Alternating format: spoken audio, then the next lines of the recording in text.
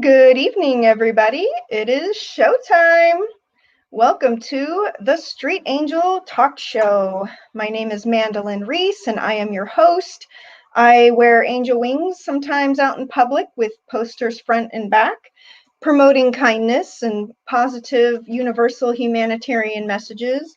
A really great one of my posters, especially for this show topic, would be Stop Bullying, Be Kind, the Street Angel.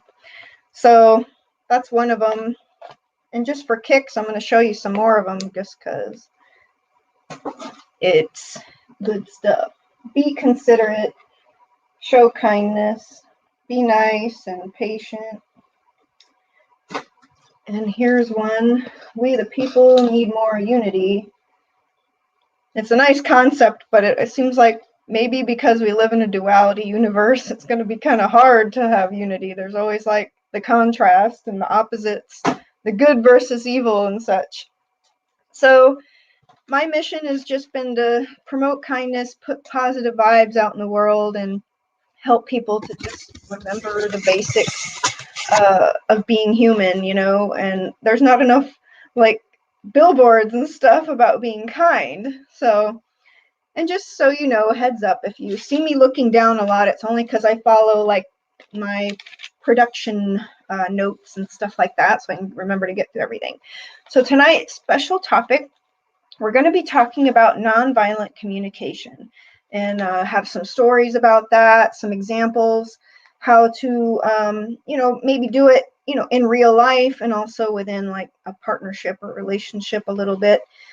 And I'm going to share some cool quotes and a little bit of my guest is going to be Lady Ella Blue Rose. So let me bring her in. Hello. Hi. Good evening, Ella. Hi, Mandy. How are you? Hi. Thanks for being on the show. So Ella brought up this topic, and I thought it was great. I was like, you know what? Yes, this is a good thing to talk about. My show is devoted to helping others, giving guidance and advice, and however we can help people have a better life. And Mhm. communication is a big deal, right?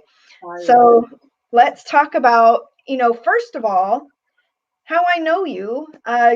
So Ella was a dear friend, like a best friend of my sister who passed away. Honor my sister Blue Bonnet, and so y'all were dear friends for a long time. And you and I connected at the funeral and kind of got back in touch, and we've had tea and stuff like that. So Mhm. let's hear a little bit about you. Well, yes, so we know each other through blue, and that's why I'm wearing blue. Aw. And ah, it's so hard when you always bring her up because I loved her so much. She was such a sweet, darling girl, just like you. And you know, of course, know that, but I don't want to get all Yeah. emotional with that. Because she was, and she just like was a dedicated plur derper. And you know what that is. Uh, Plur, spelled Plur, stands for peace, love, unity, and respect. Mhm. And that was part of the subculture of the subculture dance scene that she and I were a part of. And she introduced me to that term. So I didn't even know about that, but Yeah, she had it tattooed on her arm too. that's right. That's right. And I lived in California, so well, I was born here, but when I turned 18, I decided I needed to get the hell out of Texas to open my mind. I was raised in a small little town. I won't say which one, but I will give a shout out to my homegirl Rhonda if she's there. She said she'd be watching. I don't know. And so with one of my number one fans, Destroyed Frayed 15. So I don't know if he's watching either on my YouTube channel, but You did get a hello from C. Mariana Rucker. see Mariana Rucker. I have to check to see who that is. She says she loves you. Oh, And hello to Angela Love. yeah. He wants me to come over after. So Thank y'all for watching. So you were wanting to get out of town, open your mind, and what happened? yes, well, I was. this is part of my own personal transition. I mean, because I don't know if anyone knows, but I'm trans. I'm a trans woman, so I wasn't always like this. Well, maybe I was always like this, but being raised in I don't know if you want to get into this right away. We're supposed to be talking about nonviolent communication. And I guess I should first ask, am I speaking too fast for the microphone? Um, no, but I think it does help if you're a little closer, just a little. But you're getting a lot of hellos. You got Rhonda and Maria saying There they hi. are. Yeah. Happy to have Ella on the show and share your love and light and wisdom. So, what inspired you to want to talk about this topic, nonviolent communication? I was inspired. Well, actually, I was challenged by you because we were discussing something. I can't remember exactly what it was. We were texting back and forth about feeling challenged or threatened when someone speaks to you and feeling attacked, I think, and feeling the justification of being defensive about that. And that just reminded me that, oh my gosh, I forgot, I know all about nonviolent communication. And and it's sort of a reflex now, but the thing about nonviolent communication, and there's a lot of some controversy, I'll just tell you that right now about it. Like any kind of organization or group that is around for a while, there will be conflicting uh, hierarchical political agendas inside of the groups that want to take it one way or another, and how to use it. And some people have learned how to use it as a way of manipulating others, and all of it is just so exhausting because the pure essence of it is simply how to communicate nonviolently. And the basic fundamental principle of nonviolent communication is that there is a common denominator that unites us all. So first of all, it's like take a wild animal, for example. You get tigers and lions, and they will kill you and eat you if you let them. You don't get in a cage with them. Um, and if they do kill someone and eat someone, you don't hate them for being a tiger. You don't hate them for being a lion, because you know they're lions and tigers, and they will kill you and eat you. So it's the same for people. Yeah, the fundamental basic uh, uniting principle, as with lions and tigers, is that everyone is doing the best they can with what they have to try and maintain or improve the their state of living. And that's true for murderers, killers, rapists, lions, tigers, bears, beautiful people. Some of them are all messed up in the head, and you need to restrain them or lock them up so they don't hurt other people. But ultimately, everyone is trying to do what they think is best for them. Um, and when you see that their needs are the same, then communication becomes possible. Because in nonviolent communication, we differentiate between needs and wants. And they And tell you, feelings. well, everyone has feelings. And then somewhere along the way, we start to identify what we need and what we want, and we merge them sometimes so they get fuzzy and we forget. But even every child is able to express their feelings. So they tell you early on that even a 2-year-old knows how to do this because they're honest about their feelings. So in nonviolent communication, I will tell you first of all, just to give you a general synopsis of how you think about it, it's called giraffe language, which is very sweet when you think about it. It's Because called what? giraffe language, Okay. called giraffe language. Am Never I heard close of it. to the mic? Oh, I just get crappy reception sometimes, even though I have it plugged right in. But the, Okay. and if I'm deaf, I'm sorry. So, You're beautiful and wonderful. oh, thank you. Um, Uh, I wanted to add, yes. I totally hear you, and it can be very challenging as a human being when people come at you with attack language or attack verbal, or even let's stick mostly to, communication, because obviously people can attack you physically, but we're talking about communication. So if people come at you with some sort of attack vibes, it's easy to, basically mirror that back to them, right? It's easy to go into reactivity, Right. fight or flight, and people go into fight and argue in defense, and that's okay. But if you're trying to be more of a higher consciousness individual, it can be a little more challenging to have, the self-control and the awareness of how to respond more maturely or appropriately, or to try to de-escalate the situation if it's like immediately an escalated situation. So, and I've been in situations like that. So have you had anybody attack you for no apparent reason, or verbally, or you want to share a story that stands out? You mean like today? You had one today? Oh, No, I haven't really gone out much today. Well, yes, and that's a good example. And I will tell you what happened once. I was once skateboarding.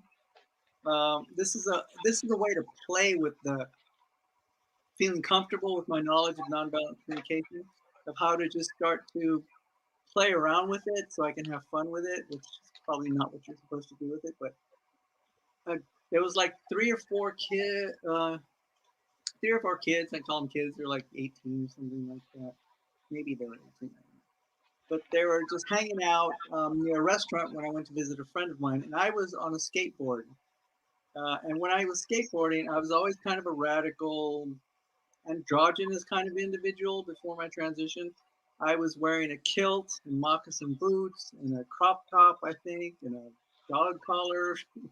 And I was skateboarding around downtown Santa Cruz, and um, either waiting. My friend had just gone to work, and I skateboarded, walked with her there, and then I was just hanging around in the little plaza, doing like trying to do some tricks and spins and stuff. And I'm not very good at it. My biggest trick is that I don't fall down. And but these three guys were watching me, and one of them shouted out, You're a disgrace to skateboarders everywhere." And I was oh, like, how I said, rude. "What? You shouldn't be on a skate. Take that skirt off. Take that. You're wearing a skirt. You shouldn't be wearing that skirt." And it was a little Catholic schoolgirl kilt kind of skirt thing. That's what I kind of wore. And so I just stopped and I looked at him. And so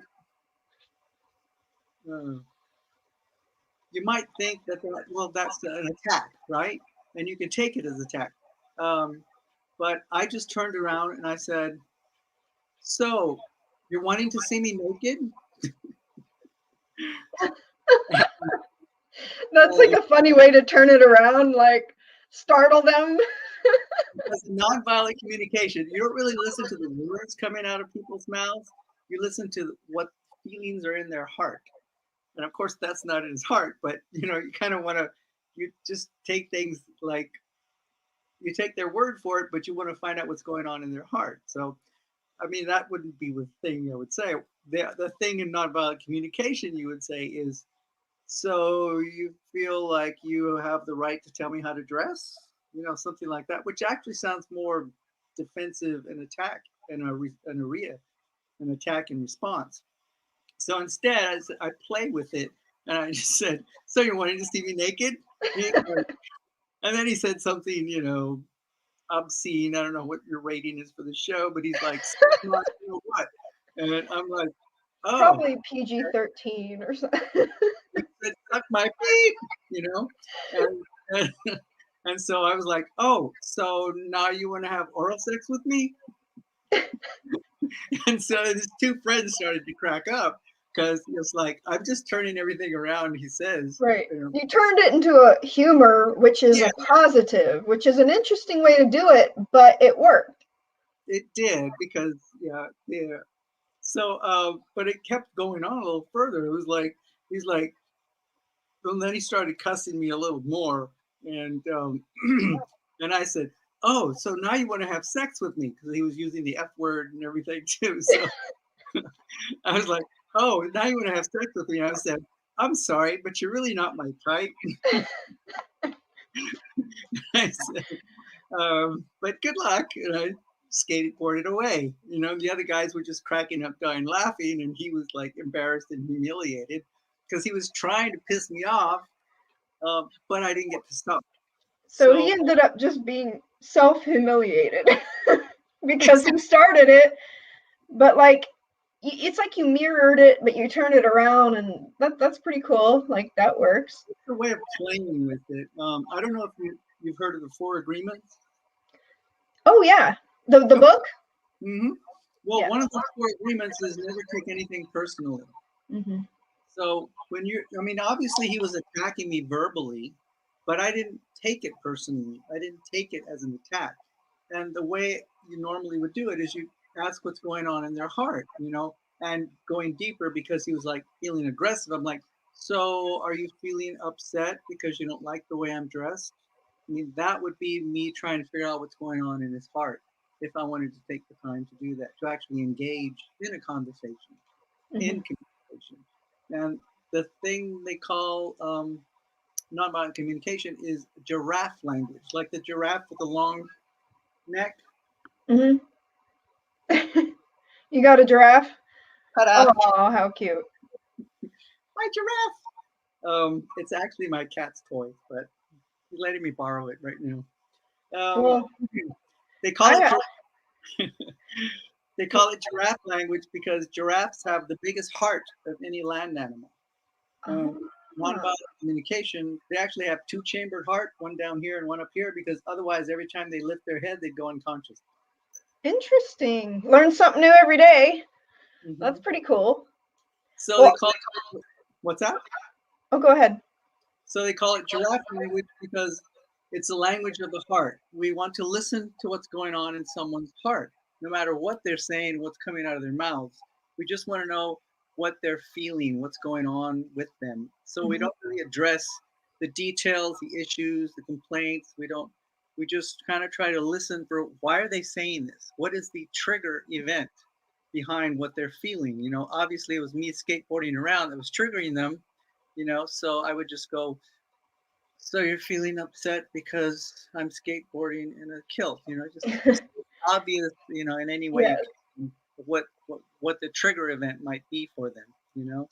And So they, basically, nonviolent communication is about listening to people's deeper needs and knowing your own, and deep listening emphasized, and how you react basically, and trying to have deeper compassion when you're responding. And there's four components. There are four main components of the nonviolent communication. And do you know what those are?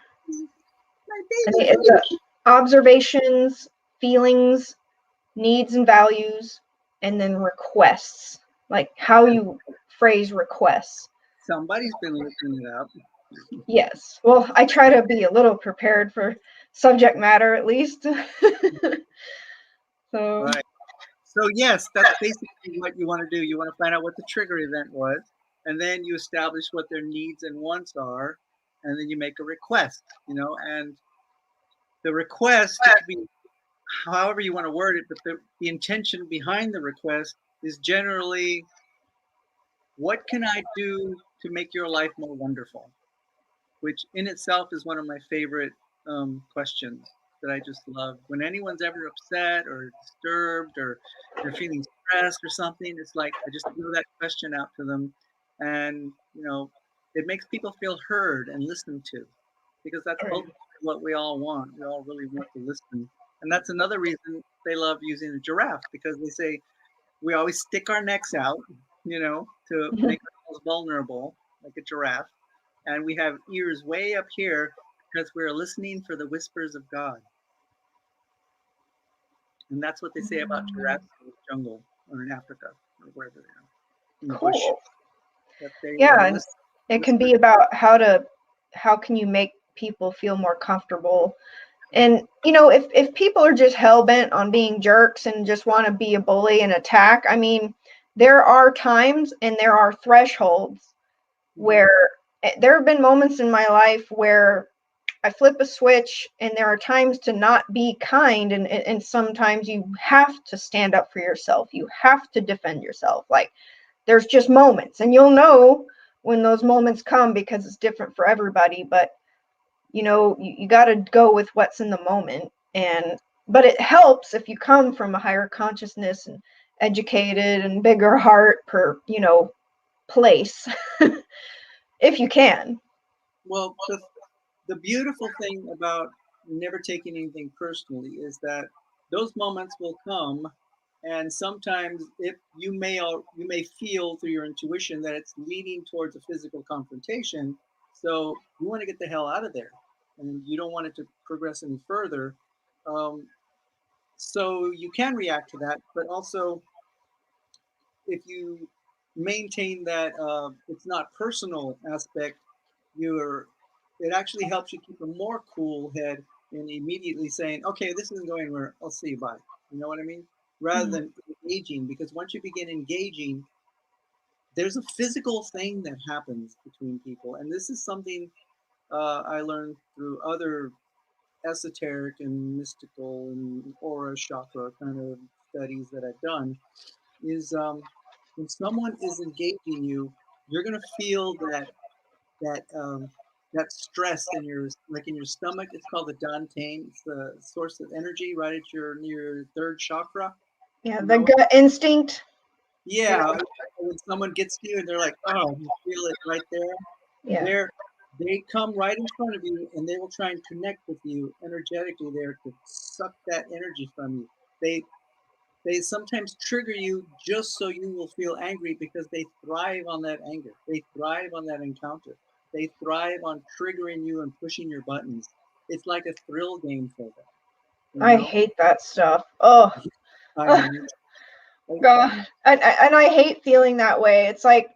especially when you do become more aware of your own energy and your own chakras, and you start feeling like, especially, there was somebody I used to date a long time ago, and he was so restrictive over me, and I was in fear of him and his reactions and his control over me. It felt like a snake coil was wrapped around my stomach energetically. That's how his energy felt on me. And it was Yeah. just like this squish in my solar plexus. And I was so aware of it. And I was like, how dare he have this effect on me? Yes. So I had to like work on getting rid of that guy. And it took quite a process because he was so latched on.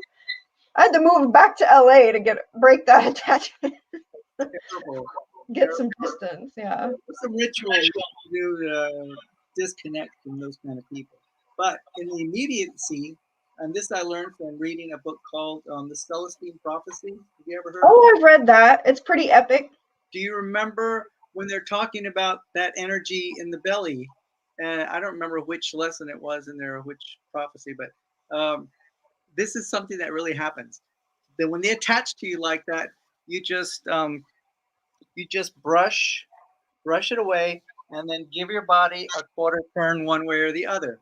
And the funniest thing will happen because they don't know what's going on. They're attached to you, they're engaged with you, they're sucking your energy. You just brush it off and you turn. They, wanting to maintain that connection, will move around and get in front of you again so that they can reconnect. Wow. And it's hilarious because then suddenly you're not getting all angry anymore. You're starting to laugh because they look ridiculous. And you just do it again and turn the other way, and they'll move back around and try and connect with you again. It's Interesting. yeah, it's You know, something I've been doing more often. I love sage smoke as well as aura cleansing sprays. Like, I use the crap out of those things. Like, if you are hearing this, buy some aura clearing sprays, or sage Palo Santo smoke. Run it through your body, run it through your aura. And one time I was feeling so weirdly heavy and negative, so I'm aware of how to do energy cord cutting. I'm a shaman healer, everybody. So like, I've actually done this on people many times. But sometimes I have to get my own like knife, and I will cord cut myself and I'll go all around, and I'll be praying, and oh wow, it really helps. It really helps. Sometimes you have to do that. And it's like cutting cords that are draining you that you're not even aware of. You're cutting other, people's energy out of your aura. You're resetting your space is what you're doing. And you can actually, tune into your aura and make it be a golden orb again. Like heal all around you, like you're in your nice golden bubble. Heal all the patches and holes, and then boom. And you should probably do this every day if you can remember to, because you go out in the world, you talk and connect to other people. They can drain your energy, they can piss you off, they can stick their energy all over your body, and you gotta like clear it out, especially if you have like a negative encounter with like somebody who's really like pushing your buttons, or you're fighting with them or something like that. Exactly. I make my own temple incense, which I burned just last night to clear my room and prepare for tonight. And just make everything nice and as detached from memories or other connections that can stay with you all the time. Like you said, you do your ritual of cutting. We call it cord cutting, and okay, we're jumping around through all kinds of esoteric subjects. We're not sticking solely to nonviolent communication, which is okay with me That's because how really, I roll. I know, me too. But because nonviolent communication is just one book, one lesson, one way of doing things, and yes, it can work, but sticking with anything, like as an artist and a performer, I mean, you go to school, you learn art, you learn techniques, and then when you go to create your own art, you throw all that away and you just do what you want to do.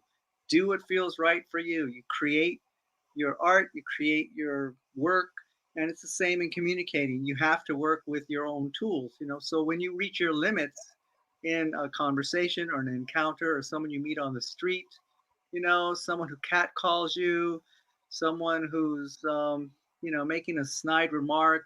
Well, I'll give you an example. I was in the grocery store the other day, and we have the pandemic going on and everything, and so things were a little slower. This is the start of the pandemic. Things were really slower. The grocery stores hadn't figured out how to do it yet. Some had up the screen, some didn't. Um, but the employees were always trying to be really helpful. And you know how sometimes you get up to the cashier and she's like, "Did you find everything okay?" And and this one time I go, "You know what? I couldn't find this." And they said, "Oh, well, let me see if we can find that for you." And so that's what they do. It's one of their services they provide. I'm like, I don't like holding up the line. I don't like people waiting, but I've never asked for anything. And I just couldn't find this one thing. And they go, well, we'll go check for you. I'm like, okay. Like, sure, that's what you do. And well, they went to go check. The guy right behind me is like, oh, yeah, I just want to get out of here because this, I forgot the word he used, but he called me a jerk or something. A jerk. I think it was a jerk. This jerkwad or something like that. It's like, just, saying, I don't remember everything he said. He said, this jerkwad is like, causing all these problems. And I was like, and the cashiers were like, kind of feeling uncomfortable. And then I was just thinking, it's like, you know what? And I just turned to him and, well, I didn't, I could have taken that personally, but instead I was kind of thinking about the cashiers because I'm always thinking about other people instead of myself. But so I just said, this is service they provide. It's like, so this is what because they're the ones that are doing this. I'm not holding up the line. I'm ready to go out, but they wanted to check. And I'm like, okay, we'll check because it's their job. And so I just said to him, this is just the service they provide. I'm not being a jerk. They're not being a jerk. You're the one being a jerk. That was kind of semi-confrontational, whereas in nonviolent communication, what I could have also said was uh, instead, um, so it sounds like you're in a hurry because you're just trying to feel what's going on in their heart, and Mhm. that's the first thing you learn about nonviolent communication is it's the language of the heart. You want to know what's going on. So they're feeling anxious and in a hurry. You can feel that, but instead of we usually respond to the words that come out of their mouth, which is what I did. And so I didn't really use nonviolent communication then, which should have been more like, so you're really wanting to get out of here in a hurry, or you feel like I'm really going too slow or something like that, but wanting to know what's going on in their heart. Sounds like you're really in a hurry and you're stressed out. You're just really identifying the trigger, as you mentioned, those four basic parts of the simplistic essence of nonviolent communication.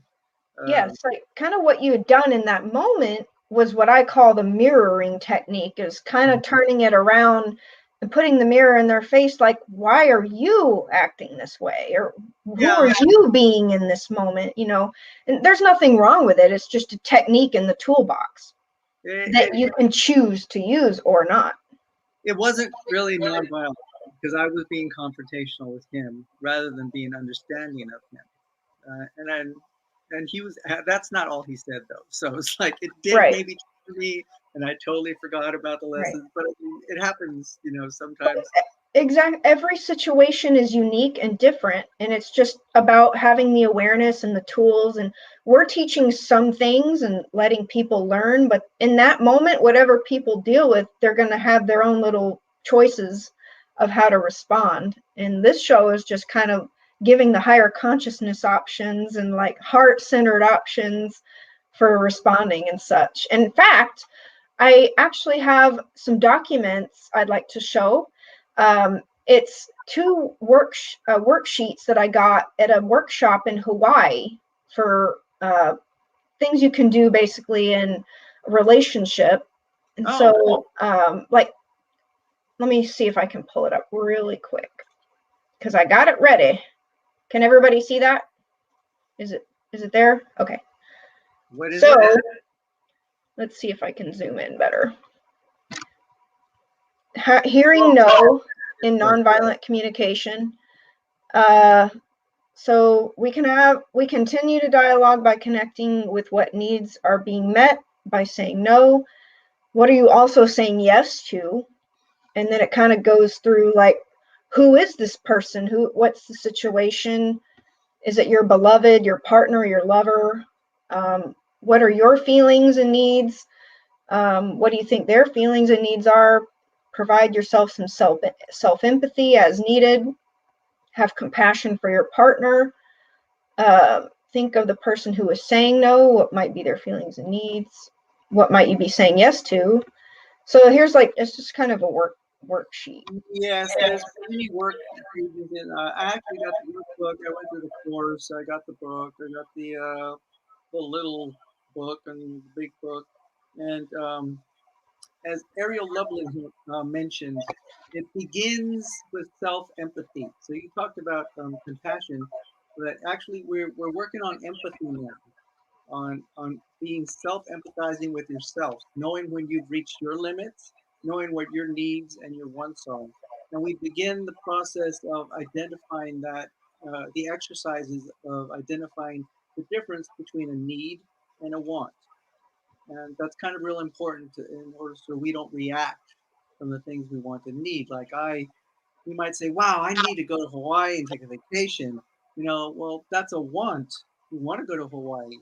You want a vacation, but what you need is some rest and relaxation.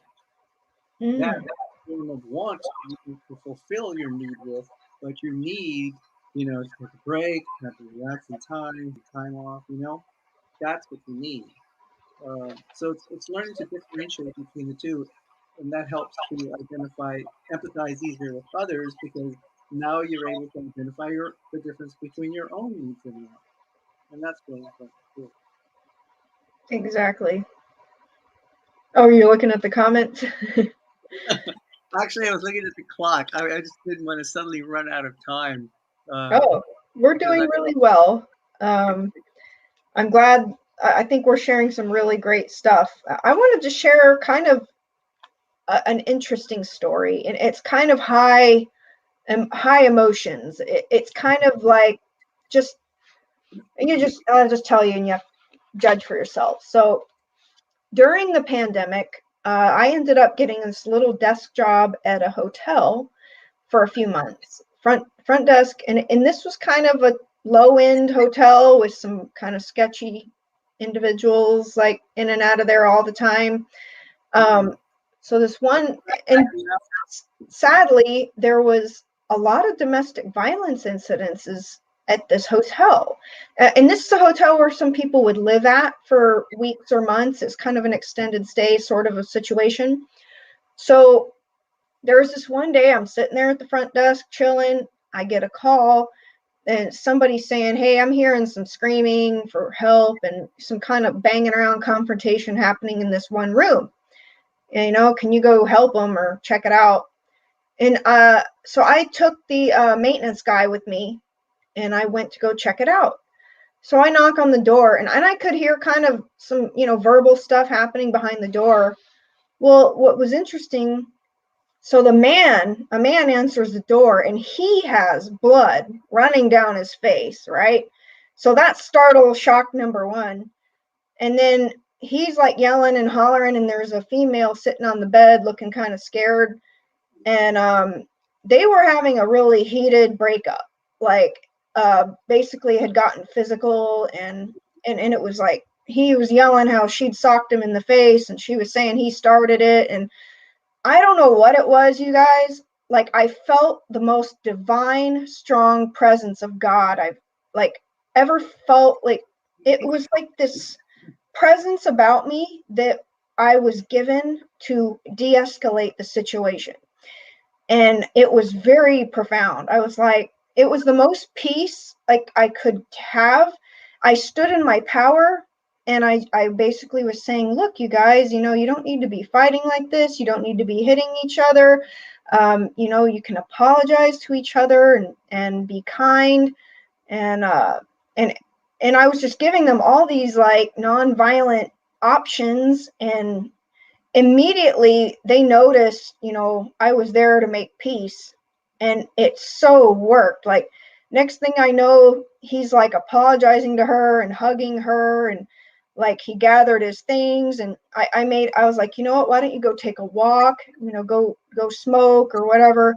And he did, and we escorted him out of the room and gave her some space to relax, and like he left. And it was really scary though. Like, I'd never been like all up in somebody's like massive domestic violence incident like that.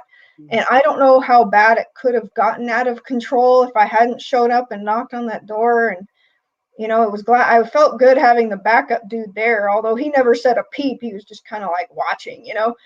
But the presence I felt, like the backup from spirit that gave me the strength to do that was really epic. And I was like, holy crap, I don't know what just happened, but it was epic.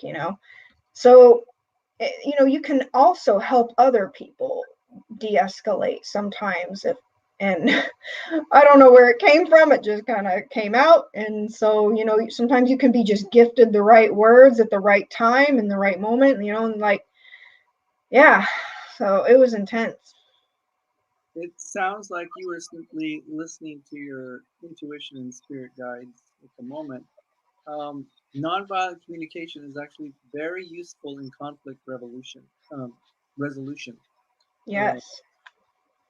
because when and by the way, when you engage with someone, it's not important that the other person knows anything about nonviolent communication. All they have to want to do is communicate, if they even want to do that. But because you can guide them as you stand there, for example, uh, seeing two people argue, you're really doing is just making an observation of what they're feeling and experiencing, and then saying it back to them. And to everyone, this is what I've discovered. I think it talks about it in the book too. Is people want to feel heard and they want to feel listened to. So if someone's angry, like, don't park that car in front of my house. What the hell are you doing? I don't like those people parking in front of my house. And so they're angry, and you just might come up and be walking by or something. If the car's not yours, and you could just say, So you seem really upset that people are taking up space in front of your house. Suddenly they're acknowledged, their feelings are acknowledged, and the trigger is, pointed out to them. And they're like, yeah, that's right. Because, you don't know why they're doing it, but then they work it out themselves. Yeah, because my sister might want to come by, and it's like I hardly ever get to see her, and that's the only place she wants to park because blah blah blah. She can't walk Right.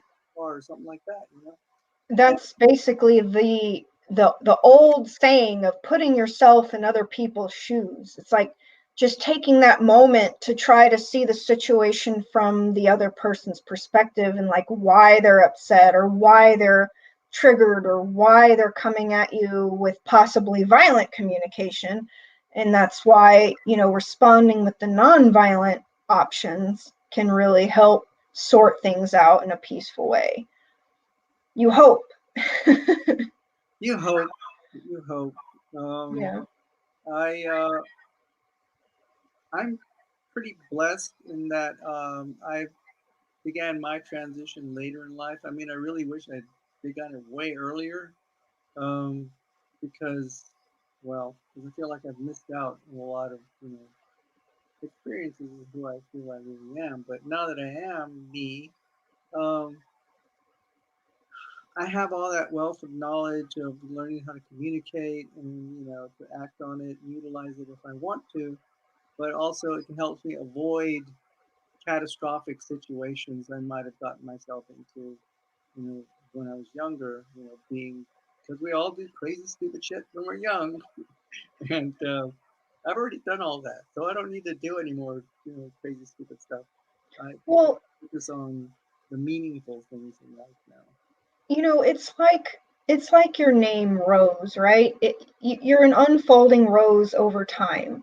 And our soul is just always changing and evolving, and I think the more older and wiser we get over time, oftentimes the more comfortable people do end up feeling in their own skin or able to express themselves and stuff like that.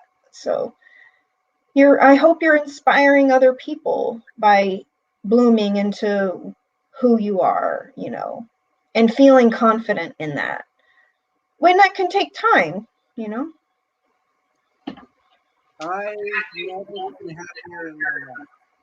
My life is a struggle. I never know, not just because, well, yeah, just because I I transitioned finally, but it's like finally, for me, I was in denial for a long, long time. And it has to do with my childhood, being raised Catholic, and they were strict, and you don't do those kind of things. And so they kind of beat out of me any kind of feminine, gentle side at a very early age, and I was kind of traumatized by that. And so I just didn't express myself at all. I was like quiet. I didn't speak. Um, I didn't go out anywhere. I didn't really, socialize. I just became a bookworm and very reclusive in myself. And it wasn't until I was a senior in high school that I began to perform. Mm, I had an outlet of music because I was in a band, but I didn't start singing until I was a senior. And then suddenly I got thrown in the theater, and that helped me, allowed me to express myself safely being different characters. So I always thought that, this persona was kind of just a fetish or a character I was playing. But eventually, when science, recently in the last few years, conclusively determined that yes, you can have a female brain and a male body. You can have all these other very personas on a, what do you call it, uh, gender fluid spectrum. It's not just one end or the other. It's not just a seesaw. I mean, even in nature, there are hermaphrodites that are born. There's always been Native American kin spirit. There are at least 5 or 6 genders that people already acknowledge, and now we just discovered there's probably more. Um, and it's complex. And people want to say that, well, that's not natural. I'm like, no, it is natural. Okay, everything that you argue, is natural. It's just that some of us, now we have the opportunity to actually, through science and technology, be able to, like, help. find a balance that really expresses ourselves. So the reason I'm happy now is because I finally get to express my authentic self in a way that I've never been able to. And as I do that, the process of doing that, I discover and remember, repressed memories and actions and emotions and feelings that I forgot that I had, or that ways of being and thinking that, I just denied myself for so long that I didn't even remember they were part of me. So I love that you say that about authenticity, and you actually had shared a quote on your Facebook page that I want to, speak out to the audience. And the quote says, "A great sin you can commit against your own life is to know what you want and not act." So it's just interesting. Like, it's encouraging people to act in the moment. You've got to make your choice to act and be not have so much fear. I mean, the fear is always going to be there, but you still have to try to act anyway, right? And that's how you progress and evolve. And at least you can say you tried, you know? I was So, so shy when I was little. I couldn't even speak in front of people, relatives, anybody. I was the one hiding, in the next room, looking around the corner. I was that little kid. oh yeah, I had terrible stage fright when I was younger too. Totally. I mean, I was shaking, when I would get up my first time up on stage. I remember getting up shaking and the room was like going like this. I was so nervous. Everything looked like it was swaying and moving like I was in a ship, and it was just terrible. But I get up there and I did it anyway because the show must go on. And yeah, um, that's a long time since then. Now I'm very comfortable on stage and camera or wherever. It's just like, it's not a big deal. I've done it so much. My degree's in theater, by the way, for those who don't know. So, I've had a lot of performance experience doing Yeah. many different kinds of shows. And then that's like the next quote from your page that I liked. It said, Yes. "Admit it, you're not like others, and that's okay. It's beautiful. So be yourself. And guess what?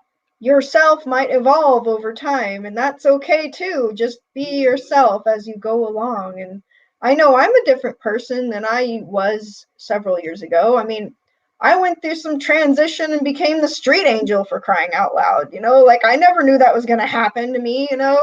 It happened when I went to Los Angeles, and it was like this higher calling, and it blasted me. It's like, you got to go out on the streets with posters and wings. And I was like, am I crazy? But I'm getting this profound push, like this calling to just, and I really struggled with my own, like, am I crazy, or am I really, I'm doing this. I'm actually doing this. And so, but it worked, and it was the magic carpet ride that just took me all through Hollywood and all sorts of red carpet events and meeting all these people, and it was really amazing. And it still is, because I've realized I love to do talk shows, and this is my 5th season. So, and it's really been fun.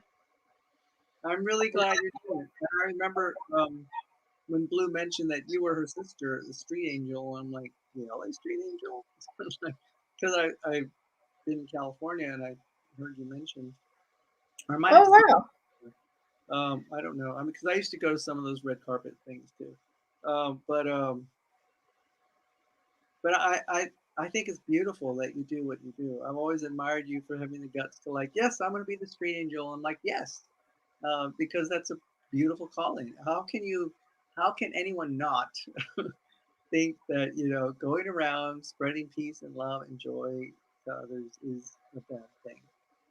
Have you ever? I've had weird critics, but yes, emphasize having guts, because when I first started, I was trembling and terrified and wondering what the heck I was doing. And it did take a lot of courage, especially to go to some of these epic events and some of these red carpets with all these Hollywood models and people. And Uh, there I am wearing wings and posters. And it's like, when I look back sometimes at my pictures and stuff I did, I was like, holy crap, how did I do that? Like, I must have just had some divine bubble of protection and like help, and like a boost to get done all that I got done, for sure. How long have you been doing this? I started in 2012 is when I got the calling, and I started on a street corner in LA with no friends, no job, no boyfriend, and all I had was my calling. That's all I had to go on, and it just took off. So, yeah. What you experience, what you do honoring that calling is the same thing you did when you knocked on that door in the apartment complex. And this you probably find a quote somewhere that I posted too on my Facebook about it. But when you when you respond to the path the universe opens for you, it calls you to do, the universe bends towards you to make it happen. Supports. Yeah, definitely. And I did experience that time after time after time. So, and I'm grateful, and I pray all the time and express my gratitude. And anybody who helps me or opens doors or invites me to things, like, I thank them. I'm grateful for them. It's the positive vibes really help, lead the way. The same is true when you're in nonviolent communication, when you're interjecting yourself and trying to help people communicate. Um, you feel that energy, like you said, come over you. With me, sometimes it's like I'm wanting to channel that so much, for people to help them experience that joy and that communicate that spark of communication and understanding in their eyes they get. And and when that happens, it's like sometimes my whole body will start shaking and I feel like I've got the shivers, and it's just like so intense because it's a beautiful thing when that kind of communication and empathy happens between people, and they said it's like you broke them out of their pattern. Those two were probably arguing like that every Saturday night or Tuesday afternoon or whatever it was, and suddenly, hey, have you ever tried listening to this person and doing something? They're like, oh, oh, oh, Yeah. and it's like, wow, you just You can certainly hope that people can break their patterns, if people are used to being argumentative or confrontational, and if you're strong enough to tell people, like, point it out to them. Sometimes people can't change something unless they become aware of it, and if you make them aware, and then they can work on it or work on their reaction or their triggering, or seek out help or therapy or whatever, you know to make the changes. But sometimes it just starts with awareness, and that's then it goes, admit that you have the problem. That's like how the 12-step program with the addiction, like, first you just got to admit you need the help and you have an issue, you have a problem, you have an addiction, whatever. So, yeah. We got to start wrapping up the show okay. a little bit. Well, one point that isn't in NDC, but it's kind of part of it, I think, too, and it closes it all in kind of a little nugget of understanding. Is there's another phrase, I think maybe he does use it, where you say your bliss. And when you follow your bliss in communication, um, you're wanting to follow that path that brings the greatest um, wonderment, I guess. It's like you're asking yourself as you listen, what can I do to make their lives more wonderful? What can I do to make your life more wonderful? But you also have to ask that of yourself. What do I need to make my life more wonderful? Right now. I mean, I've had some friends who just like gave up everything they needed to do because they wanted to follow that bliss. One of my friends who's watching right now in California, Rosalind Faye, she's an amazing human being. I met her when I was doing some um, online internet content shows. They were making some pilots for like Google or whatever it was. We were doing a couple of shows. I can't remember right now, but she was a producer on that show, and they hired me right away. I did some shows. They put me in another show, and it was just wonderful.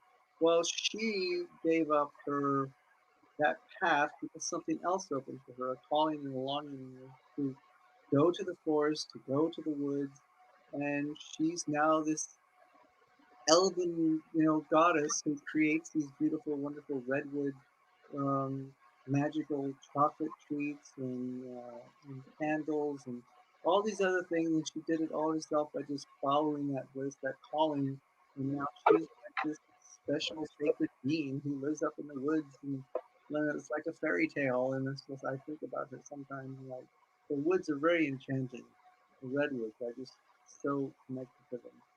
And Cool. and anyone who follows their bliss, I think, can communicate also if you just apply that. It's not that hard to do NVC. Like you said, there's 4 steps, there's 3 steps, there's the hat trick where you keep, your own feelings under your hat where you're instead listening to others. And that's one of the important points of giraffe language, just to recap here a little bit, is that it's about listening.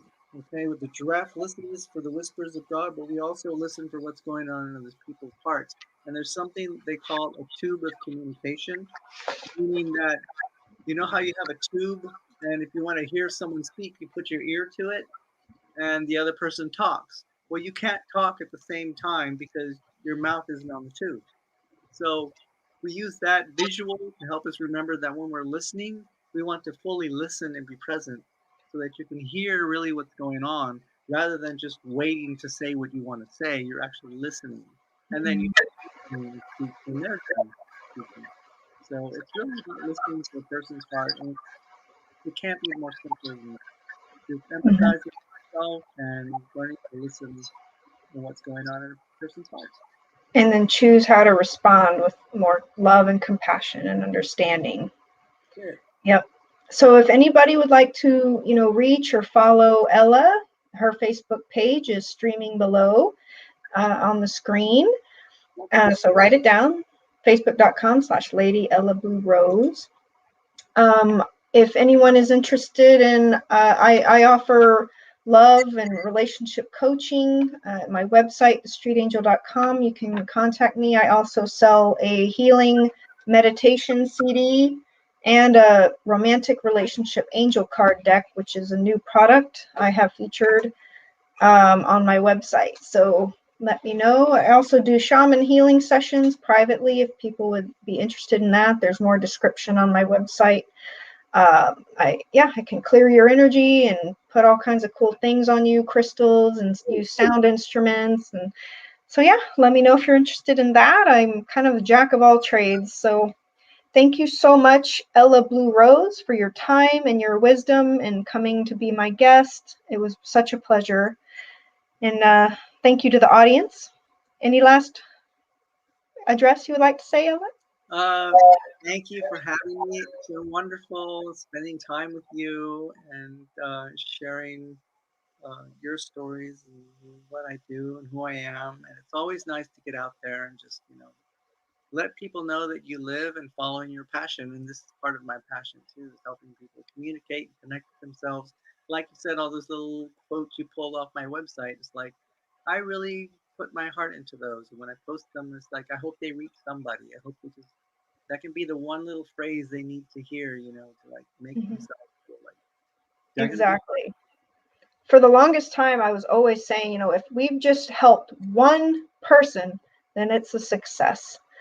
And there was one last quote I also wanted to share from your page that I forgot to earlier. Go and love someone exactly as they are, and then watch how quickly they transform into the greatest, truest version of themselves. When one feels seen and appreciated in their own essence, one is instantly empowered. That's a cool statement. But okay, everybody, thank you so much for watching the Street Angel Show. Tune in next Sunday in the afternoon.